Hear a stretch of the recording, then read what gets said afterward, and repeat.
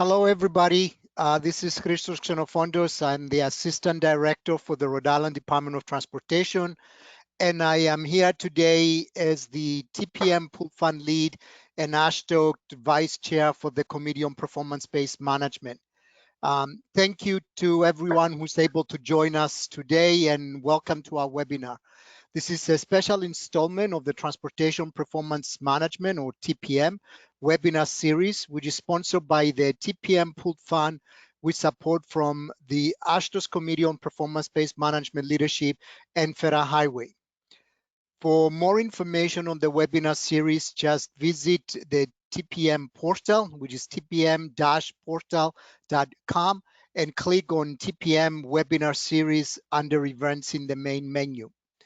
Links to the video and slides from today's webinar, and also archived content from previous webinars, will be posted on the site, and you can find them all there.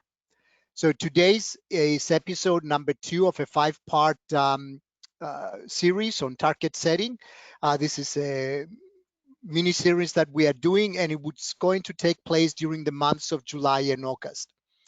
You can register for all upcoming episodes of the Target Setting mini-series at tpm-portal.com/TPM mini/.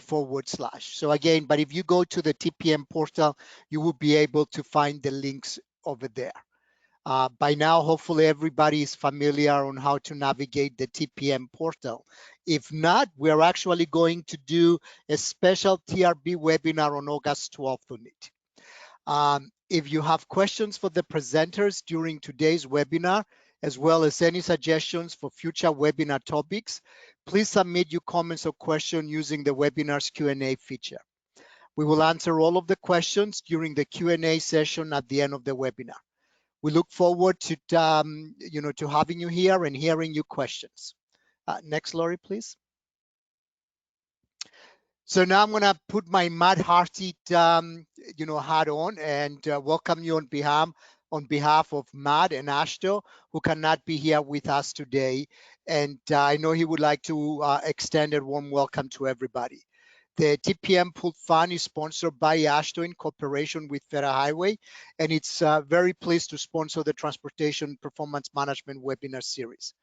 The purpose of the series is to support the broad TPM community by sharing lessons learned, ideas, and knowledge with the transportation performance management community. This is also part of the reason that we made the decision to expand the viewership beyond the pooled fund and to open it up to the general transportation community. I think you are really going to enjoy today's presentations. With that, I'm going to hand it over to Yana Park of Spyban Partners to share our agenda of today's webinar. Thank you to all of our presenters and to all of you for being here. Yana? Thanks, Christos. Today, we're going to do a deep dive into safety target setting approaches for meeting federal TPM safety requirements and to achieve overall safety results. This is a timely topic, with Federal Highway having recently received the baseline safety report card results. Our presentations will cover data-informed safety target setting practices within state DOTs and MPOs. Before I jump into the agenda, I'd like to mention that the next 3 webinars in this target setting mini-series will focus on highway infrastructure, system performance, and congestion emission performance measurement areas. And we hope you'll be able to join us over the next month for those webinars. For the agenda today, Dave Kopatz, a safety engineer from Federal Highway, will provide the federal perspective on safety target setting. Then Stephen Reed of Virginia DOT will kick off our agency presentations by talking about how their data-driven targets support Virginia's safety strategies. Next, we'll hear from Beth Alden of the Hillsborough MPO in Florida, who'll talk about the agency's safety report card results and how they aim to move the needle on safety. Following Beth's presentation, Jessica DeVille from Louisiana DOTD will describe Louisiana's safety target planning tool and their regional coordination on safety. And then Sarab Jayant from Caltrans, supported by their consultant Mike Coletti from Kimley Horn, will wrap up our agency presentations for this webinar with Caltrans' evolution into setting safety targets. Just another reminder, please submit your comments or questions using the Q&A feature of the webinar control panel at any time during today's presentation. So those questions we'll answer at the end of the webinar, and we'll take it in the order they came in. And yes, we are making the slides and a video available for today's webinar at tpm-portal.com, and you'll be able to download the PDFs from today's presentation on that site. Typically, we would put it on this webinar tool, but we were having an issue with getting that loaded. So go to the TPM portal and you'll be able to download them. So let's get started with an overview on safety target setting by Dave Kopatz of Federal Highways. Dave is a safety engineer working in a dual role for the Federal Highway Resource Center and the Federal Highway Headquarters Office of Safety. He's been with Federal Highways for 31 years. Dave's primary focus is on the implementation of safety performance management.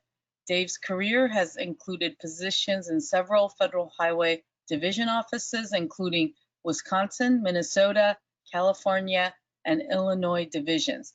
Please join me in welcoming Dave Kopatz. Thank you. I don't have slides. I'm just going to give a few points from Federal Highways perspective.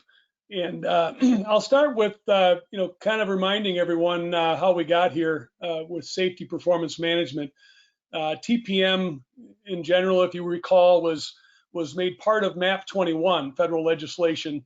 And in that legislation, safety was one of the national goals. And specifically safety, the national goal was to significantly reduce fatalities and serious injuries. And so TPM grew out of that, and for safety, what we recognize and refer to as safety PM, we really want target setting to drive what we refer to as a performance-based federal aid program. And what does that mean? Well, that means that we hope that as states and MPOs look at their targets and develop targets, set targets for each year, that they think about how their safety program actually drives, or how the targets drive their safety program. So we'd like for the targets to help states kind of prioritize where they put their effort. And when we talk about the Highway Safety Improvement Program, that's the federal aid safety program that we have. We'd like for those to be focused on the goal that Congress gave us to significantly reduce fatalities and serious injuries. And so when we do that, we need to look at fatal and serious injury crashes. And so that's kind of a mindset change for some people. Rather than focusing on all crashes, we want to focus on those significant crashes, fatalities and serious injuries. And so we want our safety efforts, our safety projects to be prioritized, and so that they give us the best chance of moving the needle on fatal and serious injury crashes. Federal Highway did not specify a target setting approach. We gave states a lot of flexibility in how they started setting their targets, and incidentally, we're in our fourth round of target setting. We've been doing this, I guess, since 2017 when we set targets for 2018. And we've seen a variety of methods that states have chosen to set their targets. We do encourage states to use what we call an evidence-based target setting approach, and that uses data, using trend lines over a period of years to see where your trends are headed for each of the 5 measures that you're setting targets for, and then adjust those targets for some of the external factors that you might be aware of. that are going to affect your ability to move that target in the given year.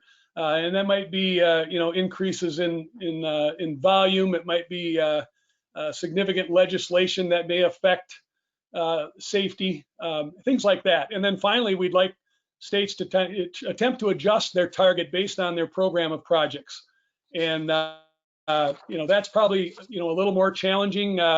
We've had a highway safety improvement program for many years, but analyzing the benefits that you get from your projects in a given year and how it's going to affect the target in that given year is challenging. As we know, when you implement a project that actually has benefits that you see over a number of years, and you're not necessarily capturing the benefits in a given year. But that's what we've been advocating as a evidence-based target setting approach. And like I say, we have a lot of flexibility for states in the methods that they choose, and I think we've seen some successes, and I think we've seen some states choose to make some changes in how they've modified their approaches. A couple more points I want to mention. It's important to recognize that states need to coordinate with their highway safety office, their state highway safety office. NHTSA is requiring annual targets from all states on the behavioral side, and the state highway safety office is involved in that. And we actually have, as most of you know, we have 3 identical targets that need to align with the annual targets that states are submitting to NHTSA. So coordination with your partners at the State Highway Safety Office is critical, and I'd encourage you to, if you're not doing that already, to try to improve upon that. I think working together can certainly give us a better opportunity to have success. Another coordination effort that I want to make sure I talk about, and in fact we have an MPO presenting today, but the importance of states coordinating with their MPO when setting targets. And it's probably important to talk about more than just coordination. We'd like to see collaboration there.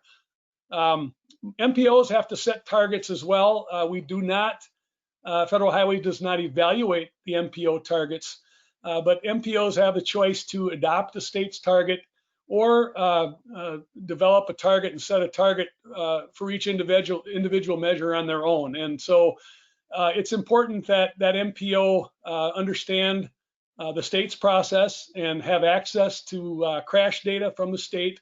And so like I say, I think it's important that the state is setting their target during their process, that they coordinate with the MPO. So that's something I'll make mention of as well.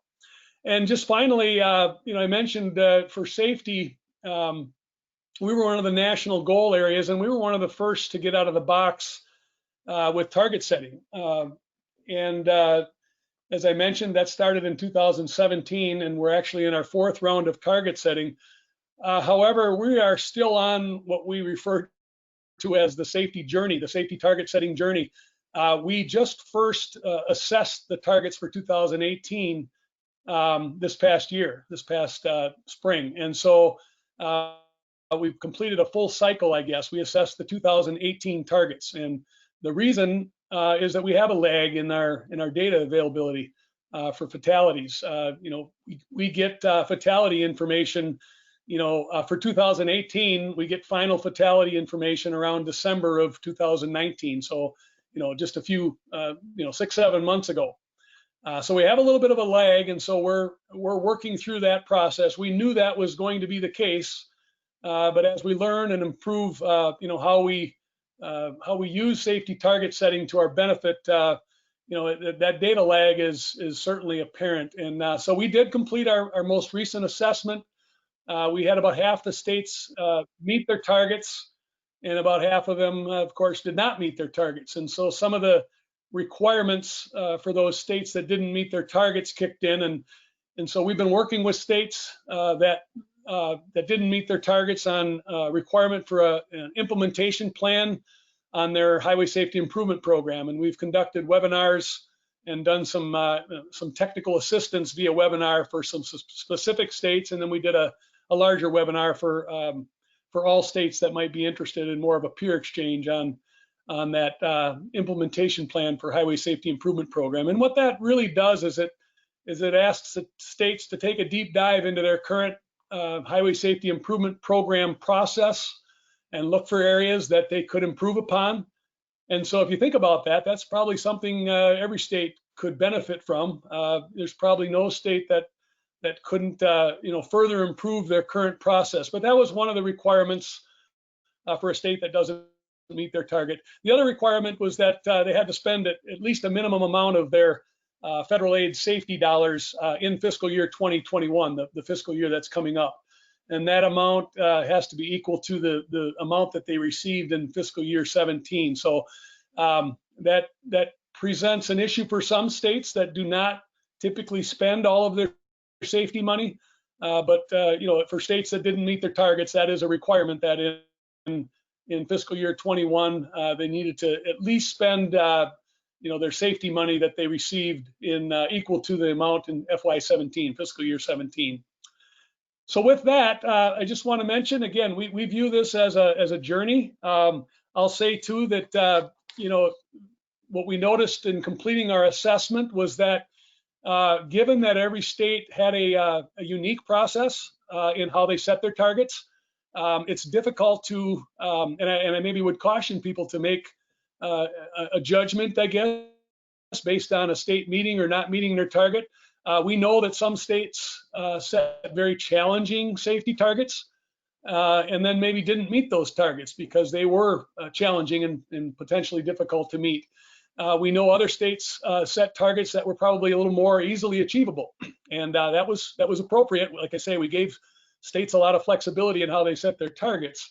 But again, if a state set a target that was more easily achievable and then they achieved it, you can make a judgment there either way for a state that made or didn't, or met or didn't meet their targets. It really depended on their methodology for setting their targets oftentimes. So I'll leave you with that and just say that, we do view this as a journey, and we're here to work with states as they move through this process and improve their processes as we go along. And I'm looking forward to hearing from some of the states and the MPOs that want to discuss their processes that they currently have for safety target setting. Thank you. Thanks, Dave. Our first agency presentation this afternoon will be from Stephen Reed. Stephen has over 30 years of experience with traffic operations and safety engineering and multimodal transportation planning projects, research, and management. He is with the Virginia Department of Transportation and includes conducting and managing multimodal corridor environmental planning, operational and safety analysis, policy assessment, and research. He presently leads the agency's highway, bicyclist, and pedestrian safety planning. Stephen is an active member of VDOT's Traffic and Safety Research Technical Advisory Committee, the TRB Highway Safety Performance Committee, and is chair of AASHTO's Highway Safety Manual Steering Committee. Okay, take it away, Stephen. All right, thank you. Can I have access to share my screen now?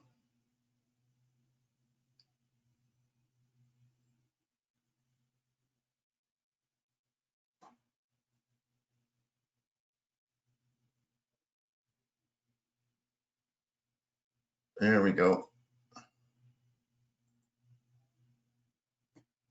Great. Can you see my presentation? Yes, we can see it.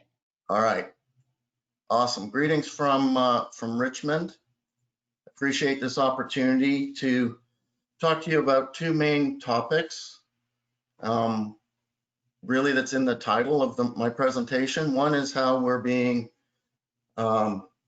driven to look at project outcomes, the benefits of projects, and also looking at actual highway safety performance modeling to set our targets. And then I'll conclude by talking about how we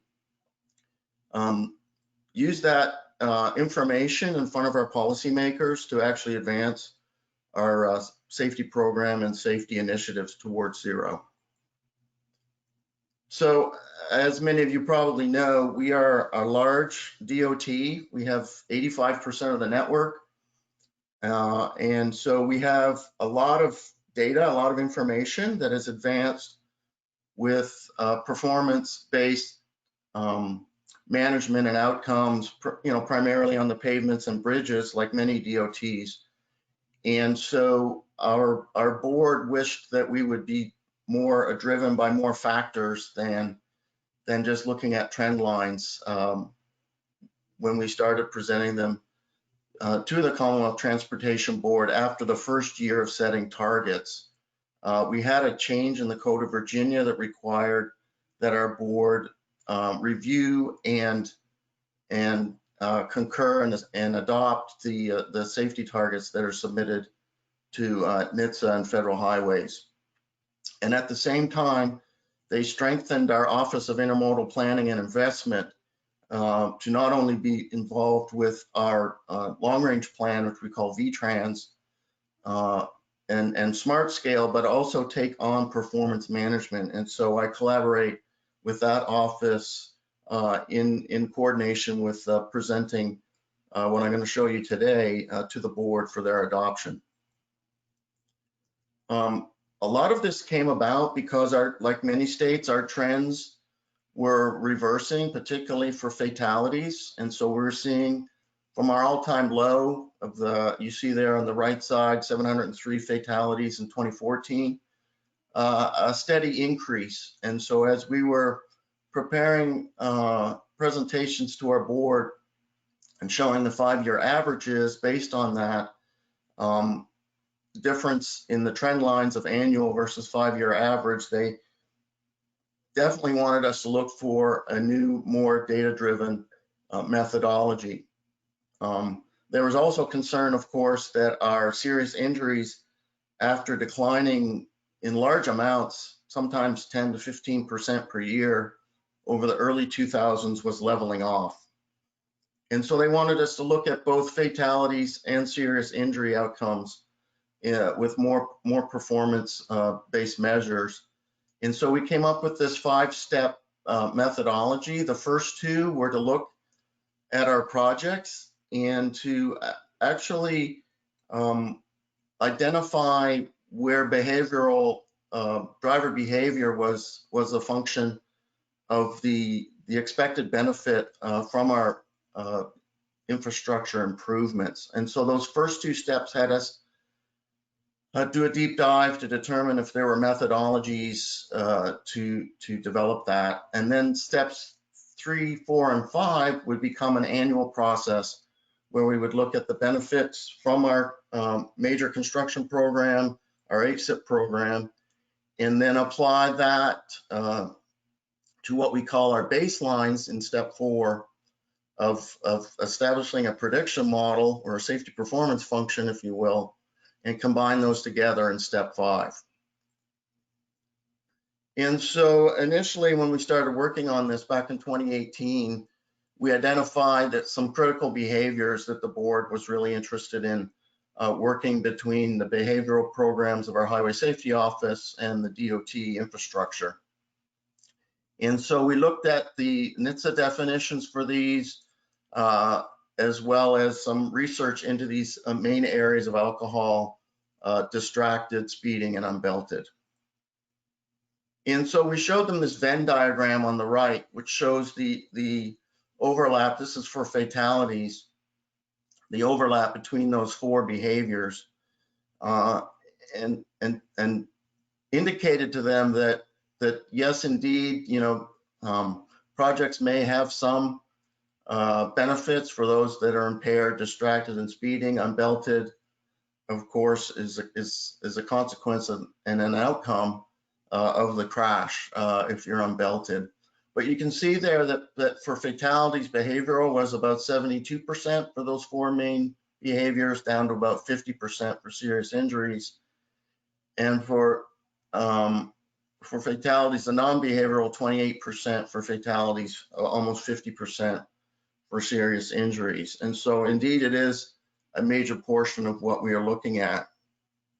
To understand how we looked at the effect on projects, we came up by looking at recent research in these areas to look at the order of magnitude that we thought a infrastructure project would be providing benefit. So what sort of factor or probability would we apply to a crash modification factor for a project element in terms of the speed of the crash that was occurring? And so this is just looking at trying to understand the power or exponential effect of speed, where we looked at the effectiveness that we thought that those CMFs would be for each of the projects. We did the same for distraction using information that came out of the naturalistic driving study, and we did the same for alcohol for anything that was above a 0.08 BAC on the fatalities, and recorded for serious injuries as being obviously drunk by the police officer in the crash report. So we didn't repeat those two steps. We came up with that methodology, and now we have those repeating steps 3, 4, and 5 each year. Presenting on how we looked at each of the projects that came out of our SMART scale, which is the major portion of our STIP, and our HSIP projects is a presentation unto itself. Just to say that we looked at projects categorized as sort of spot corridor, and those are our expensive capital improvement projects. And we looked at hybrid reductions, and that's mostly HSIP projects that were traditionally corridor projects that have sort of a medium cost. Examples would be widening the shoulder to put in rumble strips and upgrading or adding new guardrail. For operations, they might be signal modifications along a corridor, signal communications type projects, ITS projects. And then, of course, the systemic projects that many states are leading towards in terms of spreading the money across the network. The telling information of this at the bottom is sort of the cost per reduction, if you will, overall for all of that spending. And when we put that in front of the board, we really got their attention on systemic projects and the effectiveness that they have in terms of return on investment. So now to the developing the model. What we looked at is many external factors to develop a statistical model and to calibrate that over time using data over the last several years. In addition to those external factors, we found that we needed an annual calibration factor and to look at the trends of that. And so that annual calibration factor is really getting at all of the unknowns that we can't model, so that we don't have, you know, a large independent coefficient in our equation, but we actually have this calibration factor where we can look at the trends that are happening year to year. So by looking at exposure, and that's sort of the risk part of it with the external factors that are driving that exposure to risk, and the annual factor, we came up with statistical models based on looking at a lot of different socioeconomic exposure and vehicle miles traveled, and actually looking at our other spending programs beyond just our major capital improvements and HSIP projects, looking at weather and again the annual calibration factor trends. For each of these, we looked to compile the data at district and when available at the monthly level. So if you recall, we had 9 districts. We're trying to set up a 9x12 matrix for whatever of these factors we could get that information for. The red ones under social economic data were tested early on and actually dropped out of the equations because they were marginally significant and a little bit difficult to predict into the future. So we had to pick variables and factors that we could actually try to predict into the future based on the past measure. This slide has some small text, and you can perhaps look at it after the fact, but we present to the board sort of the influence of each of those factors.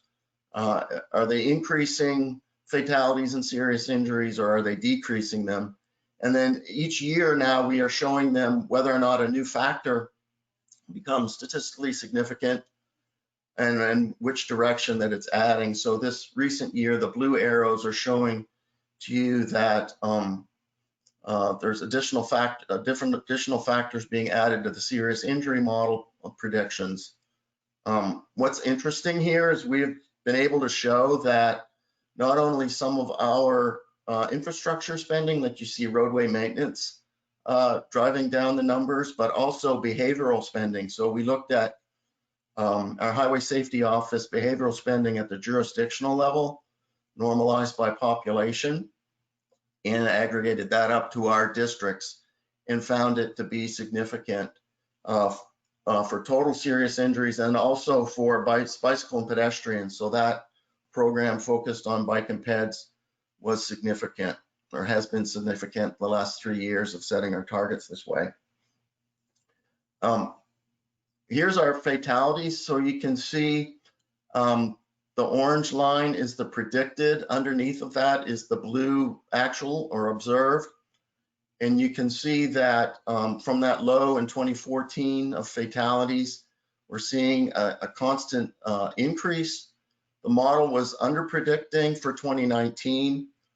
And so we thought perhaps that we would see a larger increase, but with the pandemic upon us and not knowing exactly where our factors would be, particularly VMT, into 2021, we held everything a constant and predicted ahead with our annual factors based on the trend of the last 5 years of that calibrated model. So you can see still that upward trend happening with our fatalities and being modeled that way. Serious injuries, you can see the leveling off is continuing with a slight decline. Here I've shown that trend line in the darker blue of annual numbers.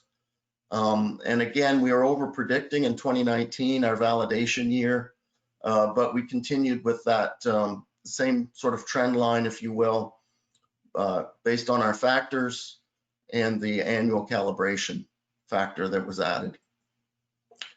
For non-motorized, you can see an annual trend that's actually declining slightly, but that recently that's increasing. And so that is actually matching what we're seeing in 2019 and actually year to date in 2020 as well, regardless of the pandemic. Our non-motorized fatalities and serious injuries are going up. And so combining those reductions from our smart scale and HSIP projects, a major component of our STIP, as I mentioned, with our baselines, we were able to find the actual proposed target. You will see in red, however, we had an additional factor this year. The General Assembly passed a ban on handheld devices for the driver. And so not having that included into our model in any way, we used some of the NHTSA generated reduction factors to look at that additional benefit that we would have from handheld when that law goes into effect January 1, 2021.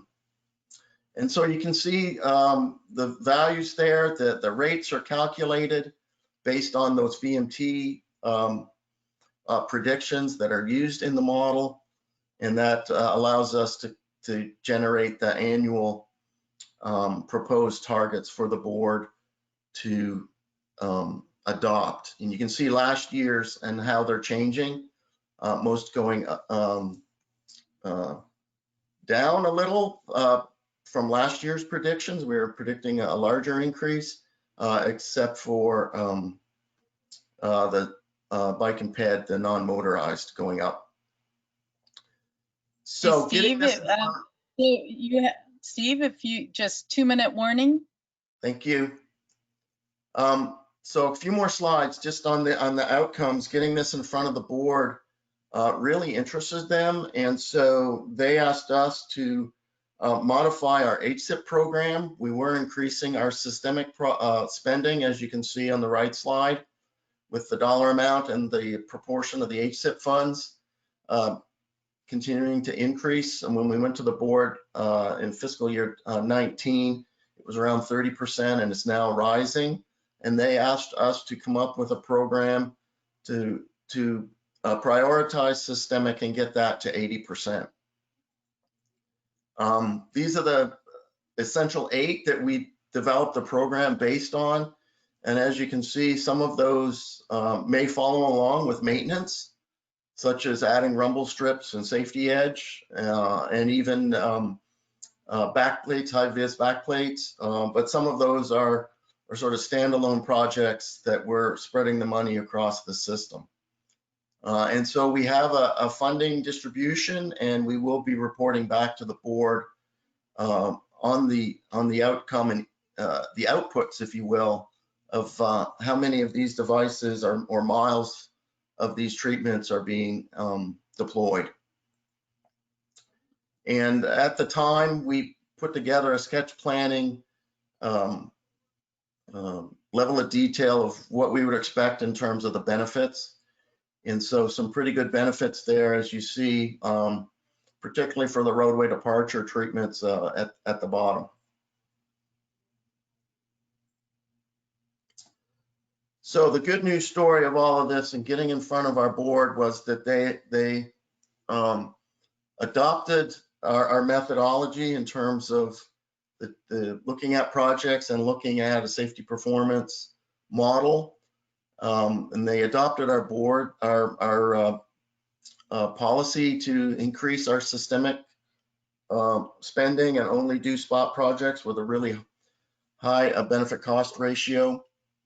But they also took this information through our secretary's office to the General Assembly, and were able to give us pass legislation that will give us state funds for the first time in Virginia that will be split between behavior and infrastructure countermeasures. And so we're looking now for estimates of that revenue stream and refining our essential 8 countermeasure implementation, and maybe looking for a couple more countermeasures to deploy.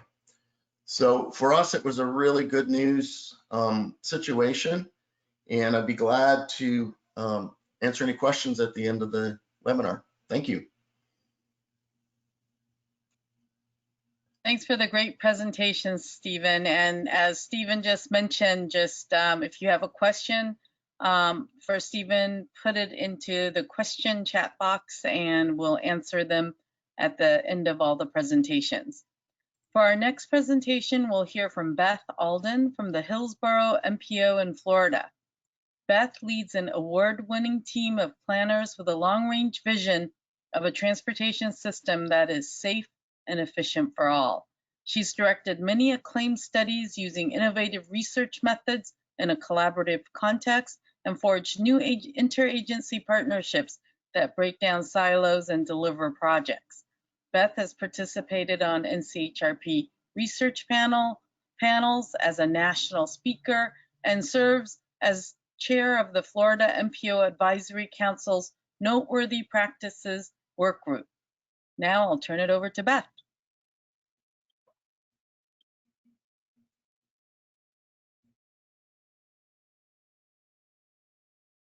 Thank you so much. Can you see my screen? Yes. Awesome. Well, greetings from my living room to yours. I hope some of you are getting to watch your pajamas. I certainly need comfort sometimes after I look at our fatality numbers. But that's why our topic today is so important, because it's making a big difference in people's lives.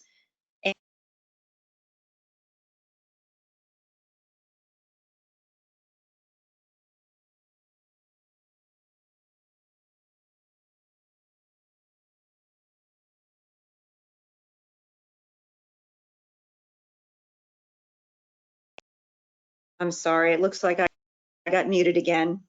Can you hear me all right now? Yes.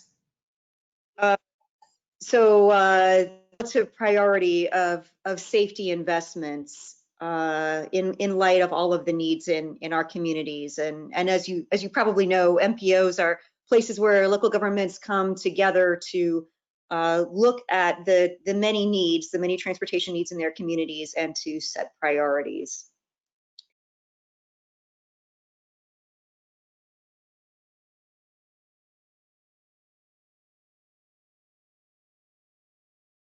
So in addition to the 5 required performance measures from the national legislation, our MPO has also been looking at the total number of fatalities, not on a 5-year rolling average, but you're probably familiar with these metrics. The process for MPOs is to set targets no more than 6 months after their state DOT sets the targets. And I have to say, I have to give kudos to Florida DOT for sharing a lot of data with the MPOs in Florida, which has been really helpful in starting a statewide conversation, a great dialogue about how we can all get closer to the goal of 0 deaths. So our report card this past February, which was our due date, 6 months after Florida DOT's targets, our target setting in February had some bad news. Our fatalities are continuing to rise. On the bright side, we were seeing some decreases in serious injuries, but this continues to be a big concern for us. You can see our actual number of deaths last calendar year, 211. That's in a county of 1.4 million people, so it's a pretty high number. And you may have heard that Florida is probably the most dangerous state in the country for walking and bicycling. We have, I think, 8 of the top 10 metro areas with the highest pedestrian fatalities, and Tampa St. Petersburg is one of those. So coming back to metropolitan planning, our long-range transportation plan is our main tool for bringing our communities together to look at what are the needs today and in the future, and trying to balance those needs. So since the federal regulations came out about performance measures, we've been looking at how can looking at performance measures inform that analysis of needs and target the limited resources that we have. So we started to organize our kinds of investments into performance-based categories. And one of those was what we called the reduced crashes and vulnerability category, or bucket. Everyone in our community calls these the buckets now. So of course, we try to give an example to our community members of what would make a difference. And of course, there's a lot of things, as Stephen mentioned, that make a difference in reducing crashes, and infrastructure is only one of those things. But since infrastructure is what we have kind of purview over, that's what we're focusing on in our plan. And so there are a lot of great case studies on the Federal Highway website of specific projects, before and after studies, and one is a project in our community. So we like to use that as our example in talking to community members about what would make a difference from an infrastructure point of view. It's what we dub a complete streets project. So it's basically a bundle of improvements, including some narrower lanes, better lighting, rapid flashing beacon crosswalks, and so forth. And this was built 5 years ago. And since then, the severe and fatal crashes have been reduced about in half. So we use that as an example, and then we start asking the question in our community, what if we take that kind of project and we do something like it in more places? Because we've got lots more places in our community where we have crash problems like the ones that were on Fletcher Avenue. And we borrowed shamelessly from the Minnesota Department of Transportation with this idea of having a level 1, level 2, level 3 spending on safety. And just the idea of, well, at these different investment levels, what level of investment would have what kind of benefit? So of course, we had to come up with some kind of crash forecast to show the benefits of those different investment levels. And we worked with Florida DOT to pilot a tool that they had been working on. This is a tool that predicts future crashes and future travel time reliability as a model post-processor. So we can use our 2045 traffic forecast and plug it into this post-processor and get safety results and get travel time reliability results.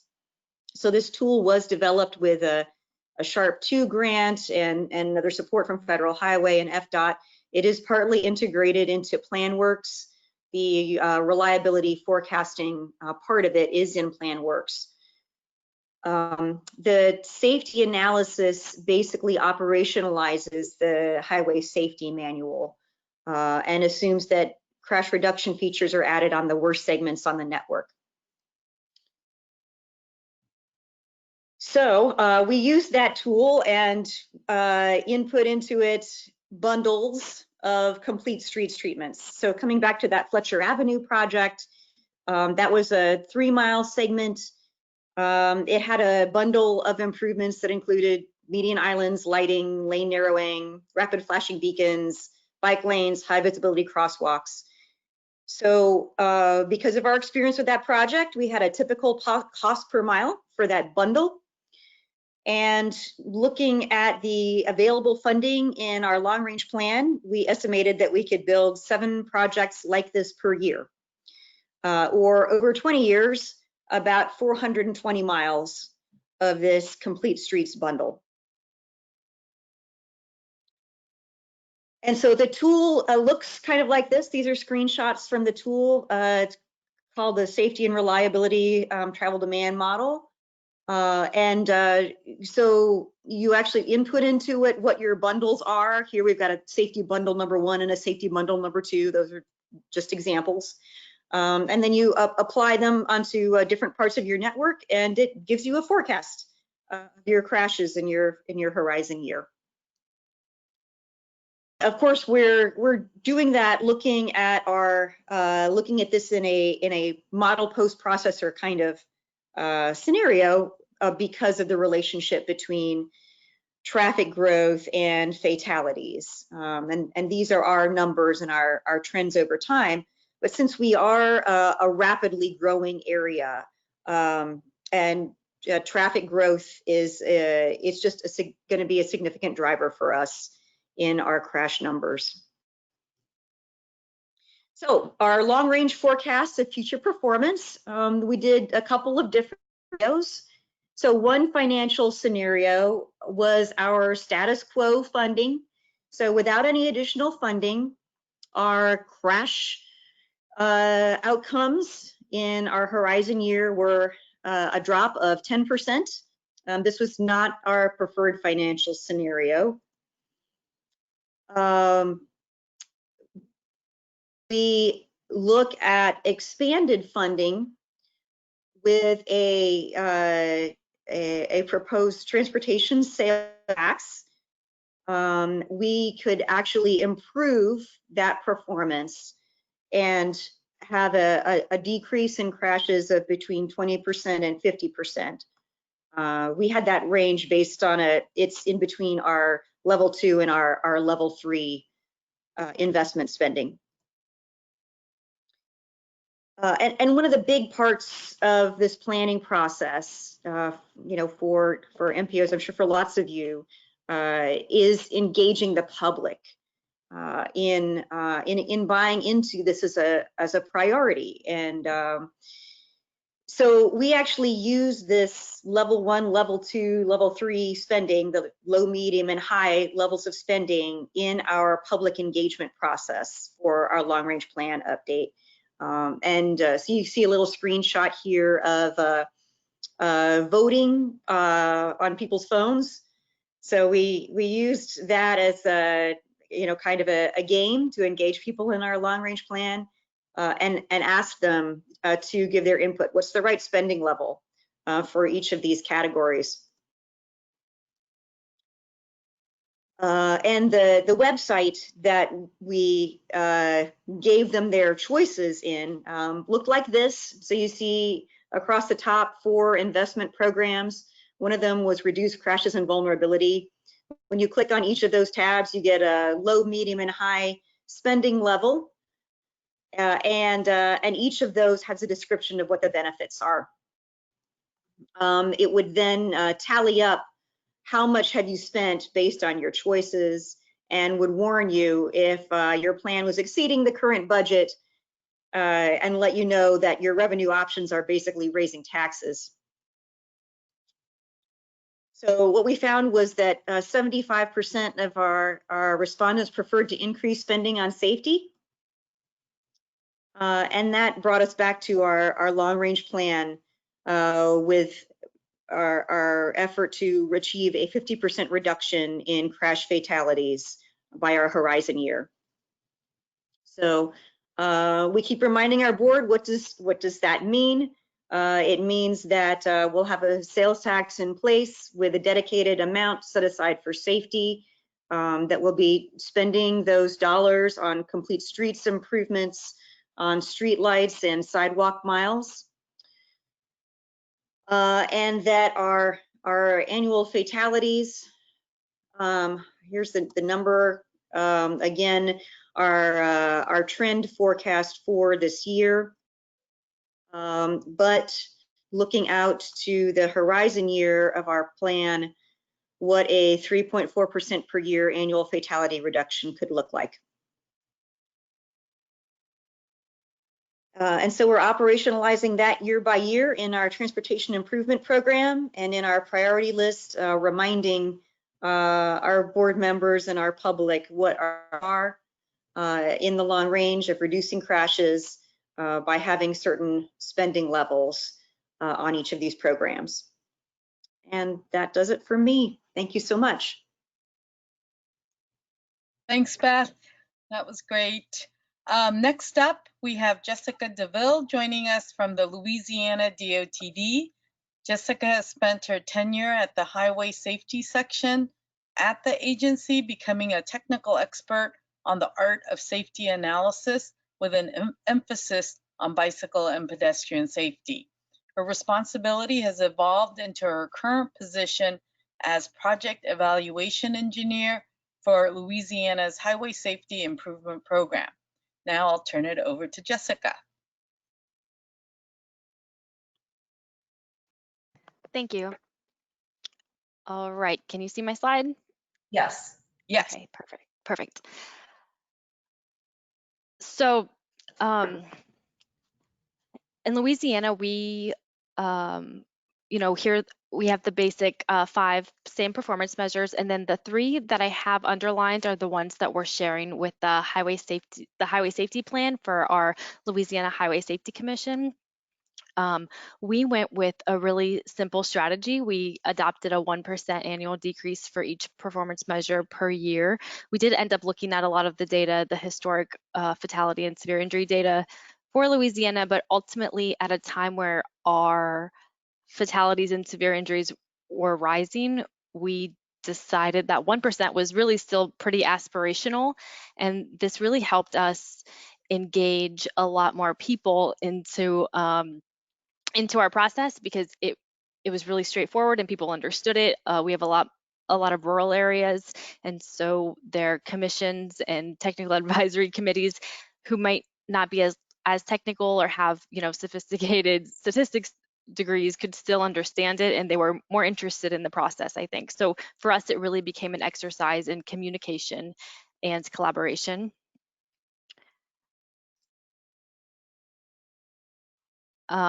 So here you can see that while our fatalities were increasing until 2018, in 2019 we actually had a 5.7% decrease, 727. So this is the first year that we actually met our fatality target.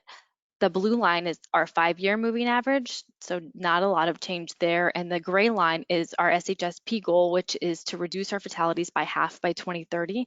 It was for this reason that we decided, it's based on our 2005 numbers, so that's the 50% reduction. And this was kind of the reason that we decided to keep going with our 1% reduction rather than just set our targets to be increasing. We were meeting this goal pretty well, I think, until 2018 was the first time that we kind of got off track with this. And it looks like so far 2020 is probably going to be a little bit higher than this as well. So for Louisiana, it's all about our teamwork. This is kind of our SHSP implementation team, and our main players are Louisiana State Police, the Louisiana Highway Safety Commission, our governor's commission, and DOTD, the Highway Safety Section, which is located in our Office of Planning, which I think is a little bit different. But it really helps us because we're right next to our transportation planning section, who's really heavily involved with the MPOs, and also the data collection section, which is, you know, giving us all of our VMTs and our roadway data. We work really closely with Louisiana State University as well. They have the Center for Analytics and Research in Transportation Safety. They are our data repository for crash data, and they also do a lot of our data analytics and tool development. So we work really closely with them as well. And then we also have LTAP and FHWA and our regional safety coalitions, which I'll talk a little bit about, and then of course the MPOs.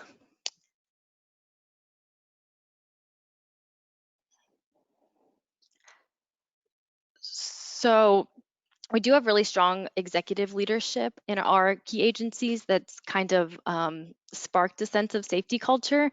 And then we carry that into our regional coalitions where they have similar regional emphasis area teams. And then we also have an SHSP manager housed as DOTD, which I think maybe a lot of other people don't. It's really helped us kind of coordinate the whole SHSP process and really stay involved with a lot of our partners. So these are our regional coalitions. We have 9 of them. They follow the state police, the troop boundaries. And so they're a little bit broader than the planning commissions or the MPOs because we wanted every parish to be covered. This is kind of one of the best practices in Louisiana, I think, that we have, and these coalitions are just key for us for all of our communication.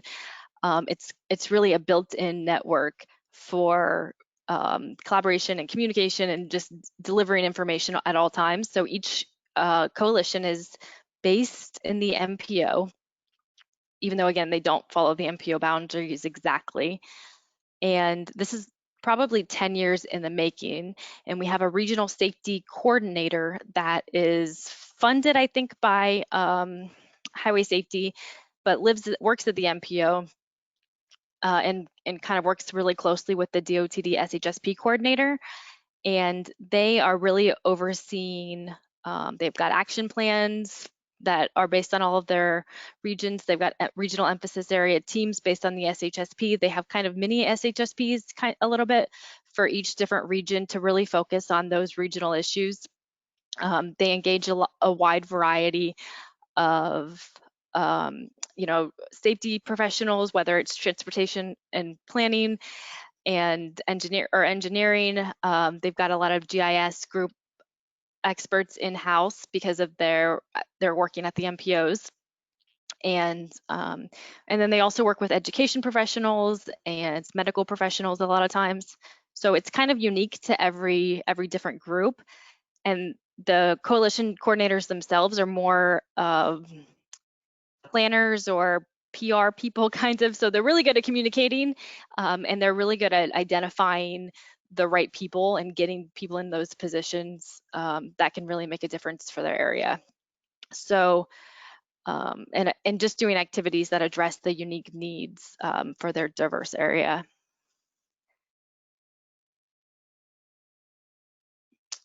So our initial coordination timeline, it started with FHWA, and it's giving us a target setting workshop in Louisiana.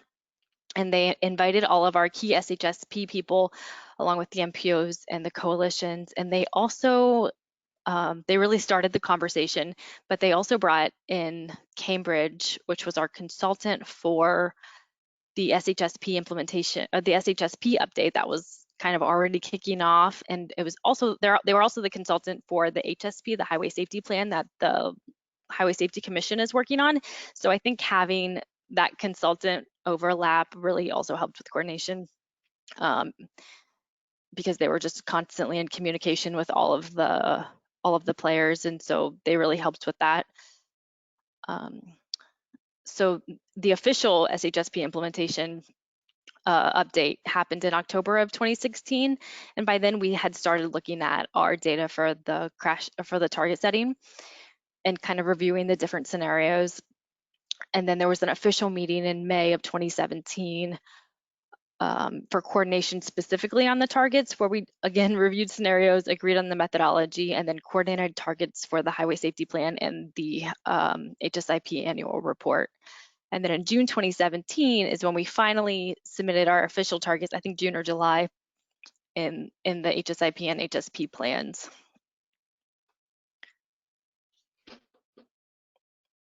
So our annual coordination timeline kind of follows that same trajectory. In June, we finalize our targets with kind of our latest FARS data that we have available.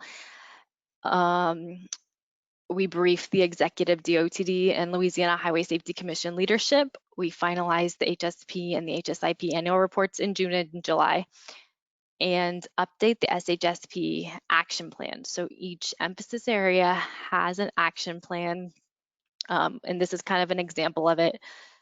It's color coordinated, but it's for the safety coalition, which again is not the same as the MPO boundaries, but they identify, they're just kind of built in, and this is just something that our coalition coordinators have really pushed to have included because they wanted those targets to be in their action plans, and they really saw them as as goals that they were working towards. And then in September, we have a formal memo for the state targets, and then we present at the Louisiana Planning Council, the coalition of MPOs, at their meeting, go over all the target settings, go over the state's targets, which again has been a 1% increase or 1% decrease per year. And we update some web-based planning tools that we have for the coalitions and the MPOs to use. And then October to February, we go to the Regional Safety Coalition meetings. They have meetings for each emphasis area quarterly. We would usually go to the main, they have like an entire coalition meeting quarterly as well that we would go to and present all of our targets. We assist the MPOs at their technical advisory and policy committee meetings. And then finally in February of the next year, the MPOs end up sending their official established targets or the targets that they are targets that they've adopted, and they just send us a letter to make sure that we know what their targets are going to be. So here's an example of one of the dashboards that our partners at LSU have created specifically for our target setting. So they had to do separate ones based on the regional coalitions and based on the MPOs, but we just created these for the Regional Safety Coalition coordinators to be able to share this information. So this is what they're bringing to their emphasis area teams. They can They can pick the contributing factor is broken down by emphasis area. It's like distracted driving, alcohol related, non-motorized motorcycle, distracted driving. So they can really look at each target by emphasis area and kind of see what their goals should be or how they should adjust their action plans based on these. And also what they set as goals and their 5-year moving averages for the previous years. And then we have kind of a suite of dashboards. You can see at the top, there are multiple different tools built in. Again, because of the MPO boundaries, they don't really follow the exact parish lines in most cases. So the MPOs came back to us after the first year and they really needed more assistance with developing the VMT based on their MPO boundaries versus their parish boundaries, and also just kind of how to separate the data for their MPO boundaries. So based on that request, we had developed these dashboards, and they really liked them and used them in their technical advisory committee meetings to kind of display the information and get buy-in on their target setting process with their commissions. So they've really been helpful for us. They weren't required to use these tools. They preferred to have them. So that was the MPO boundary map. And now the target setting tool is just really similar. It has the last 5 years so that they could see the 5-year rolling average. There's one for each MPO region. It's editable. So at the top, they can review different scenarios by putting in different reductions. This one says 3%. And some of them, they didn't all adopt the 1% reduction. So I think this helped them show what the data looked like, what the numbers looked like, and what it looked like for their specific region. So what they needed to focus on, what their goals should be. So I think they really liked this because again, it didn't have to be that sophisticated, and it was really easy for them to share this information visually. So, and then for the ones that were more technical and they really wanted to see like what was behind the curtain for these, we did provide them all of the background data, the VMT calculations, how we got those. They can alert us if there's any issues in the data. They could use this to consider local efforts or trends in their target setting. We wanted to share all of our methodology and be transparent in the process. Some of them are, have really sophisticated GIS groups, and they were kind of already on top of this, but they liked that it did save them time to just have this in a downloadable format where they can export it and make modifications. So that really also helped just to be transparent in the process. And so there were a lot of challenges with our target setting just because, there's a lot of partners and stakeholders. We adopted a new injury definition in April 2019 for suspected serious injury to a MUC compliant. And so we anticipated that will change a lot of our severe injury data. We're anticipating an increase in our severe injury data as a result of that new definition. We had some issues translating the data. The VMT was kind of challenging because we don't actually collect VMT on all of our roadways, especially our local roadways, especially annually as well. There was some issues with the consistency in the process between the HSP and the HSIP annual reports, just because they always use the FARS data, and sometimes we know more about the FARS data and the way that it incorporates into our database. And also, it's really difficult to estimate, or even just to look at the 5-year average and kind of try to anticipate what's going to happen. In 2018, you can see that we had a 43% increase in our pedestrian fatalities, and this is despite a lot of ongoing efforts in Louisiana around complete streets and around bicycle and pedestrian initiatives. And so to still see a 43% increase is something that we never could have expected. So I think the data, even if you have the best statistical models, or if you just use 1%, I mean, it's still really impossible to coordinate, I think. Jessica, so that's, yeah. Could we wrap up in a minute or so? Yeah, this is actually my last slide. So Okay. that was all we have. But thank you. I'll be happy to answer any questions that you have after the end. Thanks. All right, thanks, Jessica.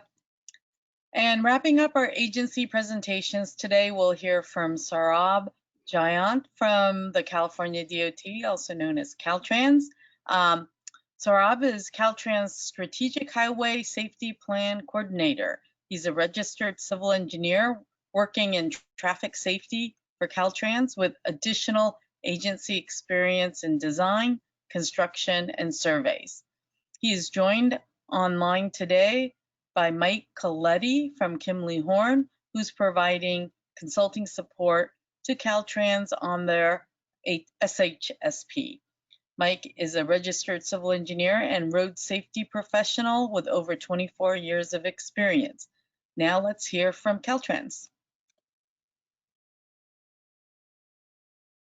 Hi, this is Saurabh. Just want to make sure which screen is being shown right now. I think we're looking at your desktop, Saurabh.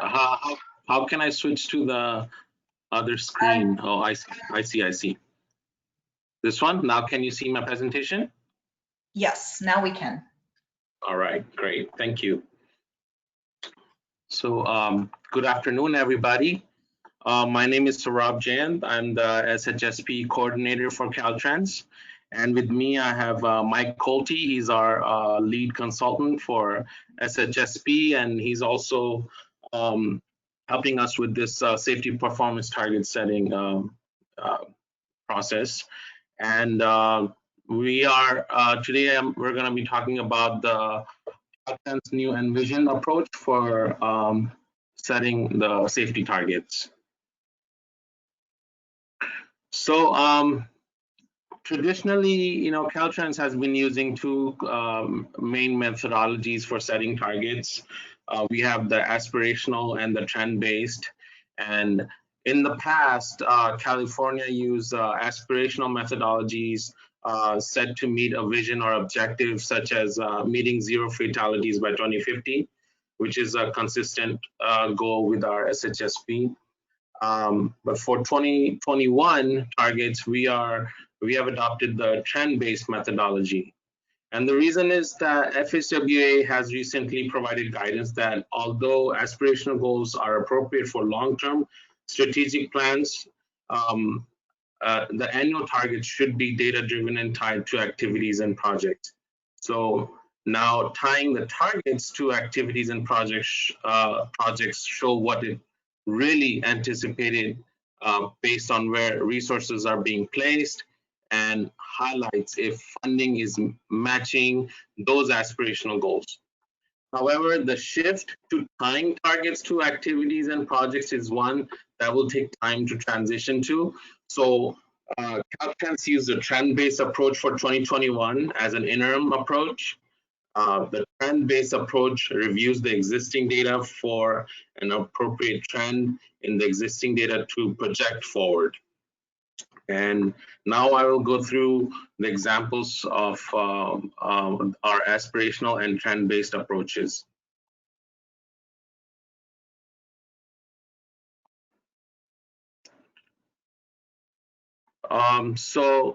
This is an example of setting target for number of fatalities for 2021 based on aspirational methodology. When setting targets, the first step we have been doing is estimating the number of projected fatalities in the target year based on the linear trend for the most recent 5-year period. In this example, for 2021 targets, the linear trend for the years would be 2014 to 2018, and that was extended to 2021 to be 4,515. And For this aspirational target, the fatalities were reduced starting in 2018 on a linear reduction to meet 0 fatalities in 2050, as can be seen here. And based on that, our target was set for 3,418 annual fatalities by 2021. In order to meet the requirement for showing the targets as a 5-year average, the target reported is the average of the annual numbers for the years of 2017 to 2021. Now I will discuss our approach for trend-based targets. So on this methodology, again, we have the linear trend from 2014 to 2018 that was extended to 2021. And based on that, we would have 4,515.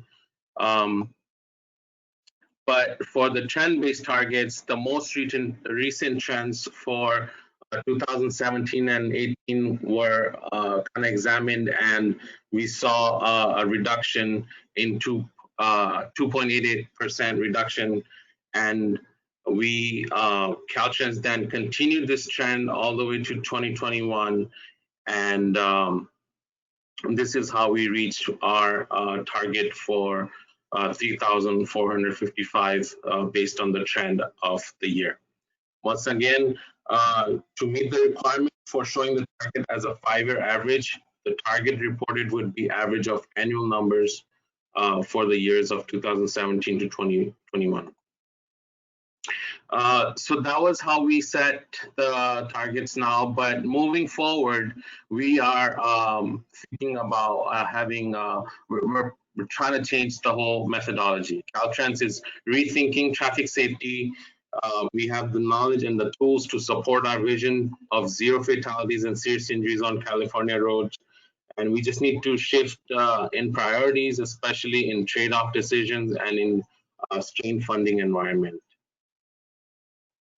As part of the 8CIP implementation plan and ideas from our new traffic safety division, Caltrans is re-evaluating the ways target setting is approached for California. We are considering ways that target can be set through a collaborative approach with Caltrans, OTS, and local agencies such as the MPOs, RTPAs, and other local partners. FHWA is providing the guidance to set target based on looking at the connection between project activities and strategies to reduce the number of fatalities and serious injuries, and thus meeting the target. So as part of this collaborative approach, Caltrans recently hosted a target setting workshop and invited representatives from the MPOs and the RTPAs throughout the California. And the workshop was attended by over 50 people. And attendees expressed support for working collaboratively with Caltrans to develop an approach to tie target setting to activities and projects. It is our intent to move from the traditional approaches of aspirational and trend-based to a new collaborative approach that ties target settings to the specific activities and projects within the state. We're working on bottoms-up approach that includes Caltrans providing guidance and data to MPOs and RTPAs, and having them provide input on the targets for fatalities and serious injuries in their region to then build up to the statewide target. With this approach, the targets are tied to the actual expected impacts of safety investments. Investment levels and strategies can be adjusted to achieve reasonable but productive targets and provide a framework for ongoing monitoring of investment effectiveness. And it also allows for targets to be driven by local level initiatives. With the new approach of tying targets to activities and projects, the target would be set based on the estimated reduction of fatalities based on programmed activities and projects. We recognize that this is going to be a long process, but we feel it's the most effective approach, and what we want to move forward with. And I will now discuss the first step in estimating the crash reduction of activities and projects. So our initial concept under development is to establish a methodology for estimating crash reductions and a spreadsheet tool. The methodology would establish the approach, and users would enter information on particular activity or projects, including the type of activity or projects, the region, number of fatalities associated with the safety improvement, and estimated percentage reduction. As much as possible, we will be looking to have the spreadsheet include pre-populated options for countermeasures, the crash reduction, and then linked crash data. We would include the option of entering custom data as well.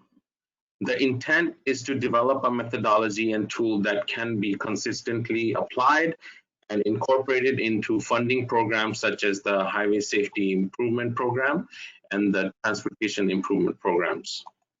I will now move on to discussing a current traffic safety dashboard, which is under development.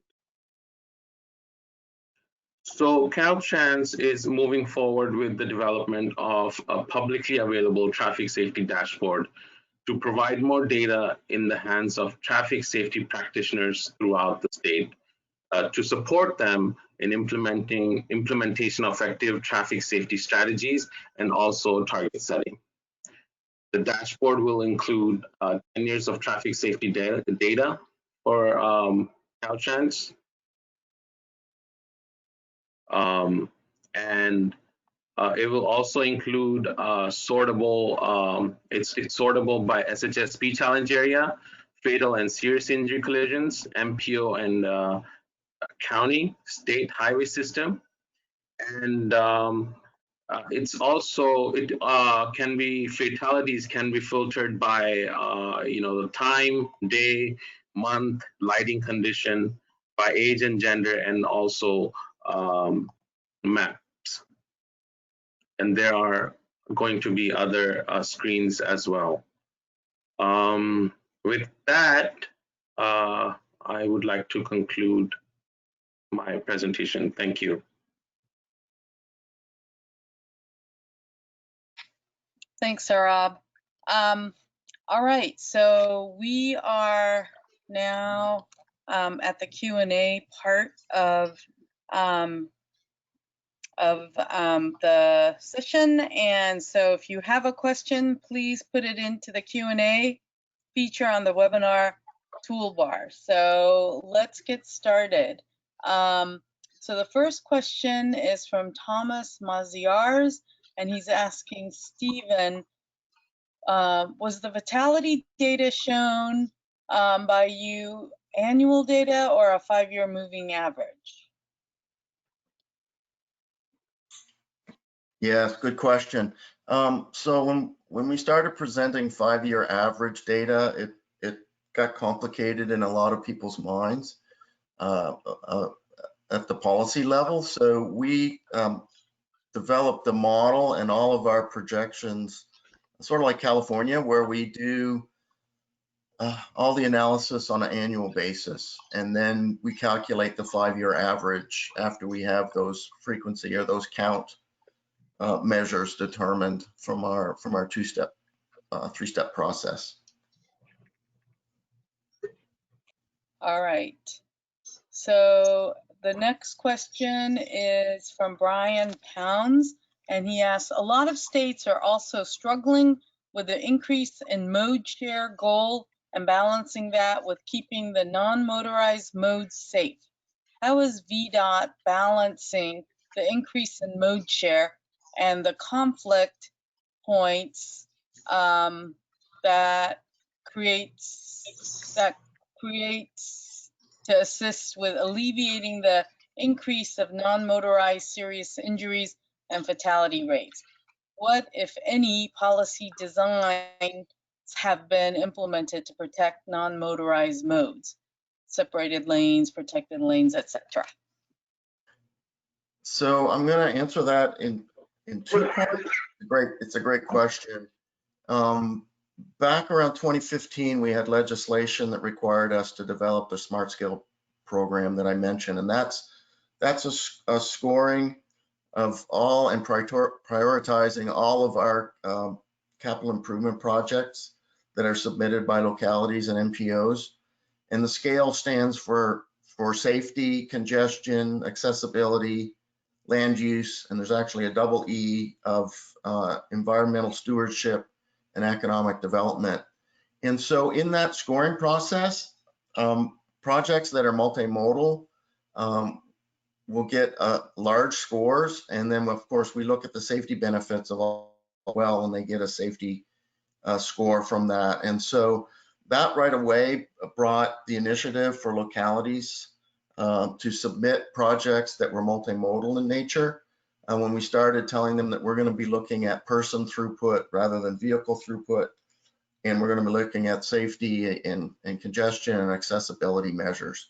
So that was a big change in policy that has driven more of those treatments, countermeasures that you talked about in your question. The second part of that is that with our HSIP program, we developed a statewide pedestrian safety action plan. And so through that was where we look to identify our high risk, high propensity for walking corridors, and are spending a good portion of our HSIP funds on systemic improvements, some of those, part of that Essential 8 approach that I mentioned in my presentation. So hopefully I've shared the links to those with the organizers. Hopefully they'll be able to put those links out for everyone to see and learn about Smart Scale and our pedestrian safety action plan. Thanks, Stephen. Our next question is for Beth. It's from David Berggren, and he wants to know more about the use of model forecasting and post-model and a post-model processor. And Beth, I'll turn it over to you to clarify and answer. Thank you so much. Yeah, so the model that we use for our regular traffic forecast for our long range plan is it's a typical macro model. So, it just looks at, are you, adding more lanes onto any of the roads on your major road network, and what is that going to do to your volume to capacity ratio in the future? So it's not sensitive to safety at all. And I think one of the follow-up points that he brought up in his chat was, is there any kind of, back and forth? Does the safety improvement affect VMT? And definitely not in that kind of macro modeling environment. So, so kind of the purpose of our post-processing tool was to get to a greater level of detail than we can get to in that macro tool without having to build like a micro sim model for our entire 5-county region. And so it does look at both traffic improvements, operational improvements, like intersection improvements for traffic flow, as well as for safety. And so there are benefits for both traffic flow and for safety.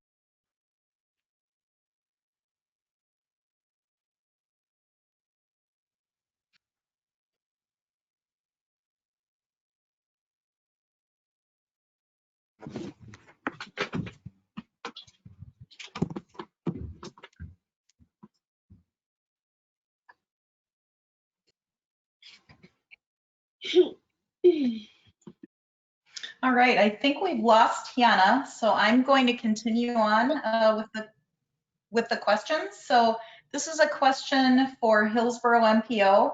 Was there any pushback from commuters that said their commute was slower? And what was the reaction of businesses in that corridor?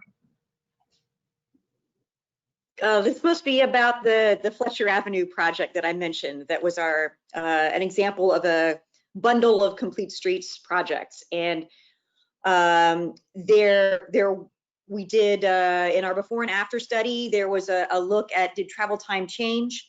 And we looked at it at different times of day, both directions. So in all those different situations, either there was no travel time, or there was up to about a minute change over the length of the 3-mile corridor. The businesses in the corridor, generally supportive. A lot of them had actually seen some horrific crashes happen out there, and a lot of them were happy to have the safety improvements. The center median was not continuous all along the entire length of the corridor. All right, thank you. The next question is for Sarab. So Sarab, where do we find the links to the crash reduction estimator reduction tool? So both of those items are still under development, and once they are available, we will be posting them then on our Caltrans website. Okay, and then the safety dashboard as well, is that correct? Yeah, correct. All right, so I believe that brings us to the end of our presentation today. And so with that, I'd like to thank our speakers for their participation in today's webinar. As Hyana mentioned earlier in the presentation, we will of course make all of this available on the TPM portal. That's at tpm-portal.com. Just simply look for, under the events, look for the webinar series, and this is part of that webinar series. So with that, we do have our next webinar, which will be on August 5th, next Wednesday at 2 p.m. Eastern Daylight Time. And that webinar will be related to highway infrastructure target setting. So this webinar will focus on state target setting for federal PM2 infrastructure condition measures. It'll cover specific target setting issues related to pavements and bridges, including data considerations, collaboration and coordination with partner agencies, and aligning TPM projections and agency plan goals. Our presenters for that webinar will include Chad Allen of Virginia DOT, Tanvir Chowdhury and Adam Mateo of Virginia DOT, and Tim Lemon of Michigan DOT, and Mike Johnson of California DOT. Tanvir and Adam are Vermont DOT. And we'll follow that up with our final 2 episodes of the target setting mini-series related to target setting for system performance and traffic congestion and emissions reductions target setting. Hey, Lori, just I'm back, and Chad is with Vermont, and Tanvir and Adam are with Virginia. Oh, I'm sorry. And then just a reminder to please send us any ideas that you have for future webinars. And one more reminder to please visit us on the TPM portal, tpm-portal.com, for a list of all upcoming webinars, including our bi-monthly webinar series, which runs in the opposite months of the TAM webinar series. Hyana, was there anything else you wanted to wrap up with? Nope. Thanks, everybody, and hope to see you next week. Thank you, everyone. Yeah, thank you.